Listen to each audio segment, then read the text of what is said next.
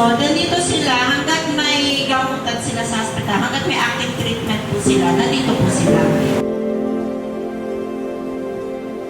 Graduation niya sana ngayong araw po.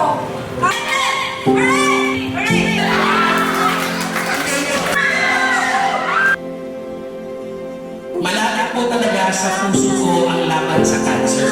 Ang parehong magulang ko po ay lumaban sa cancer at naranasan ko po mismo bilang isang anak ang hirap na binibigay nito sa mga pamilya. Kaya sa sobrang saya ko na magkaroon ng pagkakataon na makilala at makasama kayo. Ito yung cheque na halagang 170,000 pesos. Ito po ay ibigay ng sister company ng MCL and Associates, Marlan and Promar LLC, na nakapangalan rin sa aming magulang.